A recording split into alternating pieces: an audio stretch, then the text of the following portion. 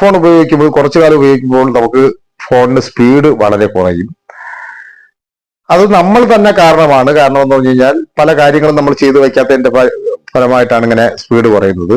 പല പല ആവശ്യങ്ങൾക്കായി ഒരുപാട് ആപ്ലിക്കേഷൻ ഇങ്ങനെ ഇൻസ്റ്റാൾ ചെയ്ത് വെക്കാറുണ്ട്. പക്ഷെ ഈ ആപ്ലിക്കേഷനിലെല്ലാം ചില ആപ്ലിക്കേഷൻ നമുക്ക് നോട്ടിഫിക്കേഷന്റെ ആവശ്യമില്ല. നിങ്ങൾക്ക് അറിയാവുന്ന കാര്യമാണ്. അപ്പോൾ നമുക്ക് എന്ത് ചെയ്യാം, ഈ നോട്ടിഫിക്കേഷൻ നമുക്ക് ആവശ്യമില്ലാത്ത ആപ്ലിക്കേഷനിലെ നോട്ടിഫിക്കേഷൻ നമുക്ക് ആ ആപ്ലിക്കേഷനിൽ നിന്ന് തന്നെ നമുക്ക് നോട്ടിഫിക്കേഷൻ ഓഫ് ചെയ്ത് വയ്ക്കാനുള്ള ഓപ്ഷൻ ഉണ്ട്. നിങ്ങൾക്ക് എല്ലാവർക്കും അറിയാമായിരിക്കും അത്. ഞാനിപ്പോൾ അത് കാണിച്ചു തരാം നിങ്ങൾക്ക്.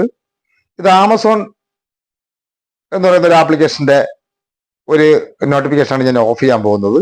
അത് ലോങ് പ്രസ് ചെയ്തതിന് ശേഷം നമുക്ക് ഇവിടെ ഒരു ഐ ബാർ കാണാൻ സാധിക്കും. നമ്മൾ അതൊന്ന് ക്ലിക്ക് ചെയ്യുക.